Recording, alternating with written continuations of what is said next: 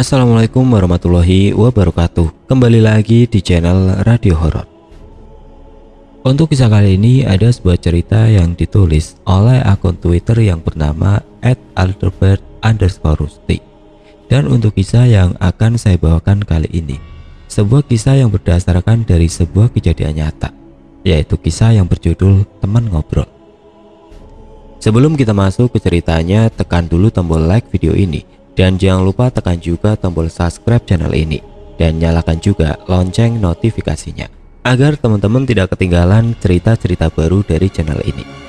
Dan bagi teman-teman yang ingin membaca langsung ceritanya, nanti silahkan saja kunjungi linknya yang nanti akan saya sertakan di kolom deskripsi.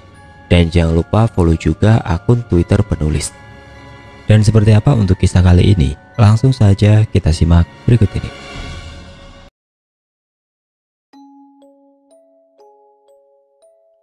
Kisah yang akan saya bawakan kali ini merupakan sebuah peristiwa yang pernah terjadi beberapa waktu yang lalu. Nama-nama tempat dan toko yang bersangkutan akan saya samarkan demi kenyamanan bersama. Aku tersentak dari tidurku yang terasa begitu lama. Barusan aku bermimpi, tapi mimpinya mengerikan sekali. Sekujur tubuhku masih bergidik, seolah-olah mimpi tersebut bukan sekedar mimpi buruk biasa. Kudapati cuma ada diriku saja yang berada di dalam musola kecil yang terletak di SPBU tempatku singgah tadinya. Saking lelahnya aku dalam perjalanan, tidak sadar aku terlelap saat menumpang beristirahat. Bergegas aku keluar untuk membasuh muka agar pikiran bisa sedikit segar. Lokasi sekitar SPBU ini juga sudah lengang. Hanya terlihat beberapa karyawan yang masih bertugas. Rasa kantukku benar-benar hilang setelah tertidur cukup lama. Akhirnya, aku mengambil keputusan untuk melanjutkan perjalanan pulang saat itu juga. Mobil box yang kukemudikan berjalan pelan menembus gelapnya malam. Aku tidak berani melarikan mobil ini dengan cepat. Selain lokasi yang minim penerangan, aspal yang melapisi jalannya juga tidak begitu mulus. Terlalu beresiko kalau harus mengebut. Padahal jalan yang kulalui ini satu-satunya akses penghubung dari satu kecamatan menuju kecamatan yang lain. Aku lihat jam hampir menunjuk ke angka 10. Masih sekitar 5 jam ke depan barulah aku sampai di kota tempat rumahku berada. Seandainya saja aku tidak ketiduran lama tadi, mungkin aku sudah berada jauh dari daerah ini. Jalanan ini terlalu gelap, sekitarnya masih banyak pohon-pohon besar dan semak belukar seperti hutan. Rumah-rumah penduduk pun sepi senyap, seperti tidak ada yang menghuni. Kuputar musik agak kerasan untuk mengatasi rasa sepi, sementara mobil meluncur dengan kecepatan perlahan. Ada seorang wanita yang sedang berjalan sendirian di tepi jalan.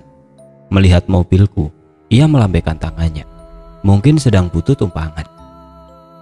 Sebelumnya, jarang sekali aku menumpangkan seseorang, apalagi perempuan. Ya, kali ini bolehlah tolongin orang sesekali, pikirku. Lumayan juga kan buat teman ngobrol. Tanpa pikir-pikir lagi, kupinggirkan mobil dan membuka pintu seraya kepalaku melongok melihat perempuan yang hendak menumpang tersebut. Ia berlari-lari kecil menuju ke mobil. Perempuan itu mengenakan kaos minim berwarna putih dan bawahannya berupa celana jeans biru yang ketat. Ia juga membawa sebuah tas tangan mungil yang mungkin isinya kosmetik. Aku bersiul pendek. "Makasih loh mas udah mau numpangin," katanya ketika sudah duduk di dalam mobil. Aku tidak menjawab, masih sibuk memperhatikan rupanya. "Manis juga nih cewek," kata hatiku. "Lah kok bengong Thomas?" serunya dengan aksen medok yang kental. Aku jadi tergagap. "Oh iya, kita jalan ya," ucapku sedikit gugup. Lalu kami pun meneruskan perjalanan bersama-sama. "Makasih lagi ya mas udah mau numpangin saya," katanya membuka obrolan. "Sama-sama," jawabku sambil melempar senyum kepadanya. Timbul rasa penasaranku dengan perempuan ini. Aku jadi ingin mengenalnya lebih dekat. "Mbak ini siapa namanya?" tanyaku. "Aku Kartina mas," Kalau Mas sendiri namanya siapa toh? Ia berkata dengan cepat. Nama saya Wibowo Mbak, tapi panggil aja Charles biar akrab. Jawabku sok kenal. Sudah kebiasaanku memakai nama palsu saat berkenalan dengan seseorang, supaya kedengarannya keren saja. Kartina manggut-manggut. Ia lalu tersenyum sedikit. Wajahnya ayu dengan rambut sepanjang bahu. Mbak dari mana dan mau kemana? Malam-malam buta begini kok malah keluyuran? Tanyaku yang dari tadi penasaran dengan tujuan si mbak ini. Mau pulang ke rumah ibu Mas, jawabnya singkat. Oh, mau ke rumah ibunya toh? Kirain saya tadi mbaknya itu demit yang ngelintas, ucapku sambil tertawa. Kartina diam, tidak merespon gurauanku. Mungkin ia tersinggung dengan omonganku barusan. Mbak Kartina, panggilku saat melihat ekspresi mukanya yang kaku. Tiba-tiba saja ia mengeluarkan suara mengikik. Sontak saja aku terpekik. Mbak!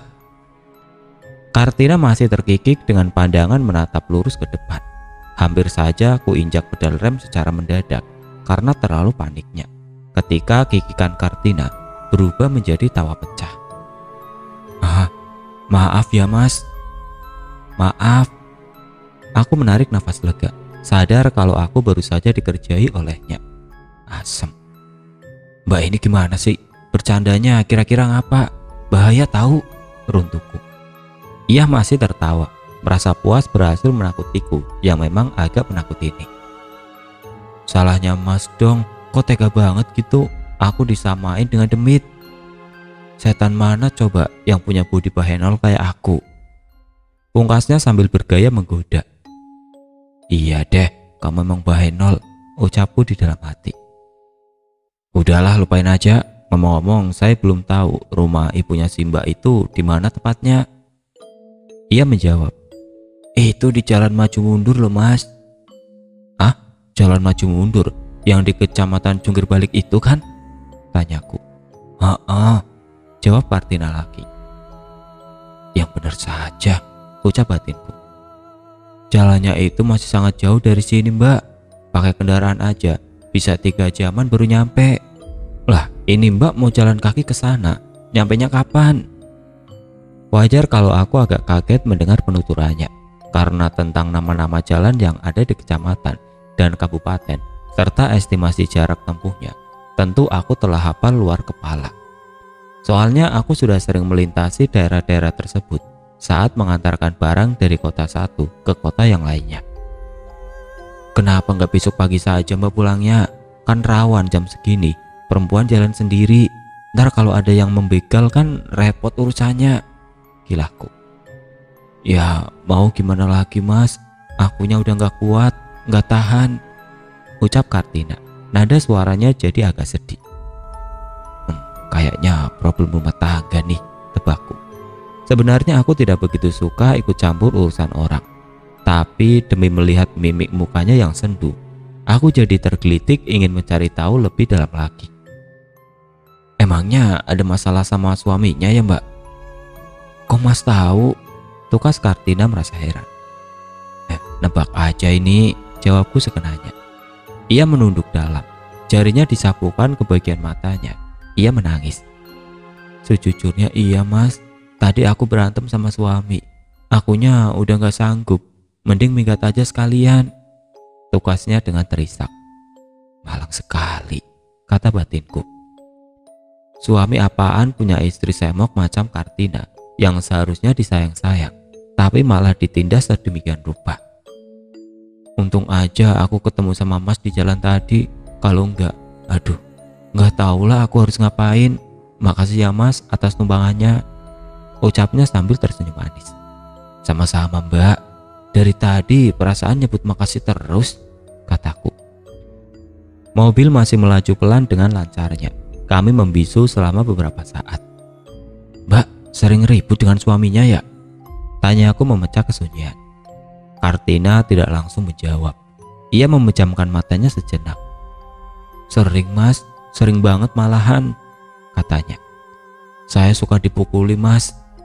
Wah, KDRT nih. Beneran Mbak? Tukasku agak memekik. laporin polisi dong. Air matanya mengalir lagi. Gimana saya mau lapor mas, kalau dia udah keburu matiin saya duluan mas. Maksud mbak? Tanya aku agak deg-degan dengan kalimatnya barusan. Kartina melanjutkan sambil meraba perutnya. Aku udah mati dibunuh suamiku mas. Perutku ini ditusuknya pakai pisau sampai aku mampus loh mas. Aku berusaha mencerna omongannya, tapi belum selesai aku berpikir. Lagi-lagi Kartina mengikik persis seperti sebelumnya. Please deh mbak, jangan bercanda mulu dong, pinta aku dengan suara agak keras. Tapi ia tetap terkikik sambil badannya menghadap ke arahku. Matanya melotot lebar. Kali ini, sumpah, aku merinding. Siapa tahu jika si Kartina memang perempuan jadi-jadian. Apalagi baru saja ia mengaku bahwa ia sudah mati akibat dibunuh sang suami. Dalam keadaan sepanik ini, aku hendak meminggirkan mobil dan berencana untuk kabur. Namun sebelum sempat rencanaku terlaksana, Kartina sudah tertawa terpingkal-pingkal sambil memegangi perutnya. Dadanya yang membusung sampai ikut bergoyang-goyang. Kurang asem, makiku. Ternyata lagi-lagi aku sukses dikerjai untuk yang kedua kali. Maaf ya mas, maaf. Gemas juga rasanya dijadikan objek bercandaan kayak gini. Tega amat sih mbak, ngerjain saya mulu. Gak lucu ah, marahku. Ia malah berkilah dengan entengnya. Maaf mas, gak lagi deh. Biar suasananya lebih santai, gak tegang-tegang amat gitu. Santai-santai dasmu. Hampir saja jantungku ini copot dari tempatnya. Ya, tapi jangan diulangi lagi. Awas loh sekali lagi, ancamku. Dengan nada ku buat agak serius. Dia mengangguk. Makanya mas juga jangan banyak tanya-tanya lagi. Fokus aja ke jalannya, ucapnya. Berarti bohong dong kalau mbaknya dipukuli sama suami? Tanyaku yang mulai merasa jengkel sedari tadi jadi korban pembodohannya. Iya, kita cuma ribut-ribut biasa aja kok mas, jawab Kartina sambil tersenyum malu-malu. Cewek edan, gumamku. Untung aja cakep, kalau tidak mungkin sudah aku tinggalkan di pinggir jalan sekarang juga. Jarum jam menunjukkan ke angka 1 lebih sedikit saat mobil memasuki kecamatan Jungkir Balik. Langit yang tadinya cerah dipenuhi dengan taburan bintang mendadak berubah menjadi gerimis yang ringan. Suhu udara seketika dingin mencekam. Kartina memeluk erat dirinya sendiri. Kedinginan ya mbak, celetukku iseng. Ia mengangguk lemah. Perjalanan yang jauh mungkin membuatnya letih. Nyantai aja, gak lama juga kita sampai di rumah ibunya si mbak, kataku menenangkannya. Kali ini ia tidak menggubris ucapanku. Sejurus kemudian tercium aroma wangi yang sangat semerbak. Begitu pekat baunya, sampai-sampai aku agak kesulitan untuk bernafas. Lah, mbaknya pakai parfum ya? Wangi amat. Tukasku sambil menggosok-gosok hidung agar penciuman kembali normal. Mas gak suka? Maaf deh kalau gitu, jawab Kartina. Suka sih, cuma wanginya agak aneh gimana gitu. Memang jika mau jujur, aku sedikit terganggu dengan aromanya yang menurutku agak janggal. Dan juga belum pernah aku mencium bau parfum yang serupa. Agak aneh gimana? Masnya aja yang gak tahu, sahut Kartina. Gak tahu gimana mbak? Ia menjelaskan. Ini kan wangi kembang taburan untuk makam mas, yang biasanya dipakai di kuburan itu loh. Pungkasnya lalu terkikik geli. Bulu kuduku berdiri mendengar tawanya. Bayangkan saja, hanya sendiri di jalan yang gelap gulita, disertai rintik-rintik tengah malam, dan ditemani seorang wanita asing yang hobinya cekikikan tak jelas. Oh, nasibku benar-benar apes malam ini. Ingin rasanya cepat sampai di tujuan dan buru-buru menurunkan agar semua ini lekas selesai. Mbak, tolong bercandanya udahan. Ini tengah malam buta. Ntar ada demit beneran lewat, gimana? Keluhku. Masnya lucu sih. Ini yang aku pakai parfum aroma melati biasa. Sampean aja yang parno duluan. Jadi wong lanang kok takut sama demit. takut itu sama Tuhan mas, jawab Kartina dengan panjang lebar. Bener, tapi kalau bercanda itu lihat waktu dan tempat juga kali, sanggahku. Tidak mau kalah. Tenang saja mas, setan gak bakalan nyakitin kok. Malahan manusia sifatnya bisa lebih mengerikan dibanding setan itu sendiri, tukasnya dengan mimik serius. Alah, pakai berdiplomasi segala, pikirku. Bodoh amat lah, aku capek dan bosan dikerjai terus. Udahlah, saya mau konsen ke jalannya dulu. Udah gak seberapa jauh lagi nih, pungkasku akhirnya. Si mbak yang cantik tapi aneh ini merapatkan matanya. Ia mengantuk. Kasihan juga, tapi mengingat kelakuannya yang suka iseng, bikin hati jengkel jadinya. Tidak lama kemudian kami pun sampai di jalan maju mundur, lokasi di mana rumah ibunya Kartini berada. Ia menyebutkan kalau rumah tersebut terdapat di dalam sebuah gang. Pelan-pelan kususuri jalan mencari gang yang ia maksud. Di sepanjang jalur ini terdapat bukit-bukit tinggi di bagian kanan dan kirinya. Pada bukit-bukit tersebut berjejer banyak sekali kuburan-kuburan tua. Agak ngeri juga kalau melewati daerah ini sendirian bila malam. Biasanya aku selalu agak ngebut ketika melintasi jalan yang terkesan horor ini. Bahkan teman-teman sesama pengemudi banyak yang bilang jika jalan ini termasuk wilayah angker. Walaupun aku sendiri belum pernah mengalami kejadian mistis di tempat ini. Kepalaku masih celingak-celinguk berusaha menemukan gang tersebut. Mana nih mbak gangnya? Udah setengah jalan belum kelihatan juga, keluhku. Dekat lagi kok mas, jawab Kartina polos.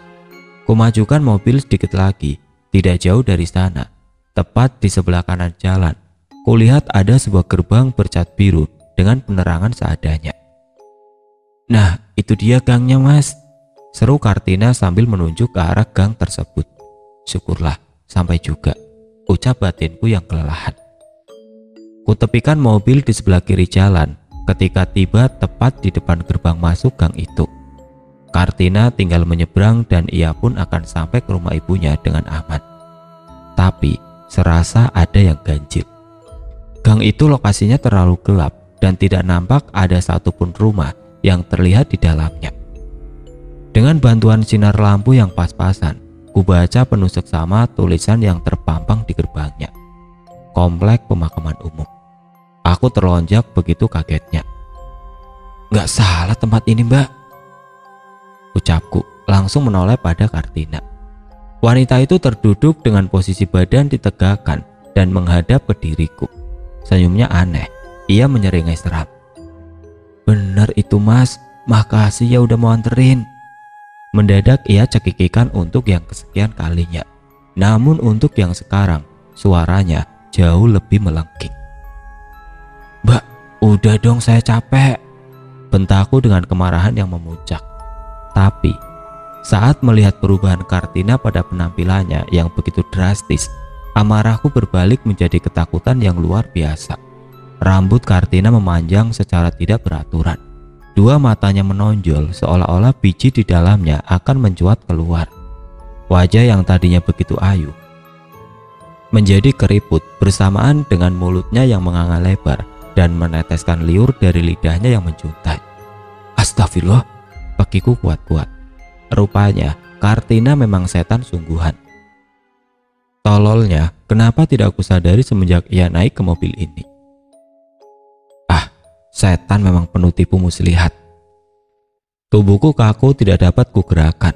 Aku hanya sanggup mematung dan menonton setan alas itu menyiksaku dengan rupanya yang menakutkan. Ia terkikik dengan raut muka seram tepat di depan wajahku. Sekonyong-konyong hidungku diterpa dengan bau busuk yang amat sangat menyengat. Aromanya begitu memualkan, sampai-sampai membuatku muntah seketika. Wah, lah kebauan Thomas.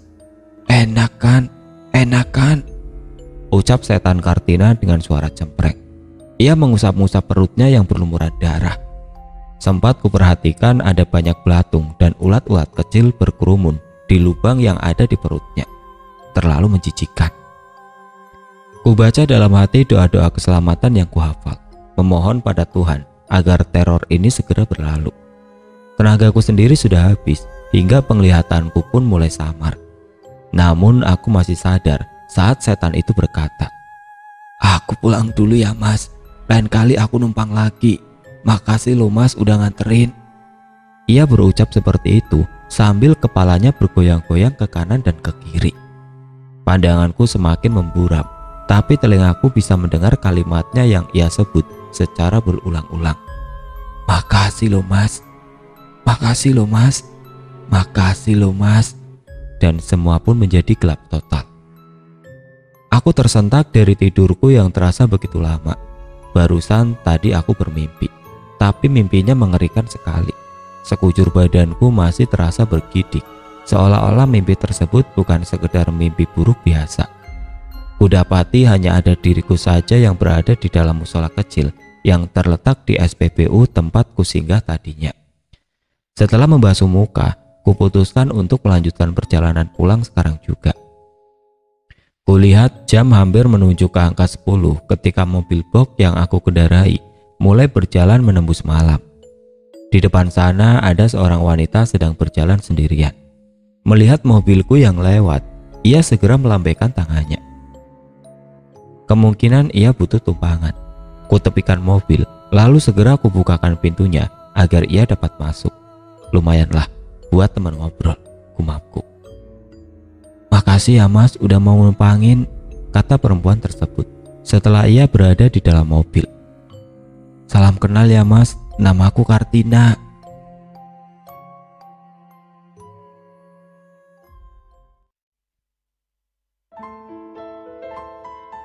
Sekian untuk cerita kali ini. Bagaimana menurut kalian tentang kisah ini? Tulis komentar kalian di kolom komentar. Dan bagi teman-teman yang baru bergabung, jangan lupa untuk like, komen, share, serta subscribe channel ini. Dan nantikan kisah-kisah horor berikutnya tetap di channel Radio Horor. Wassalamualaikum warahmatullahi wabarakatuh.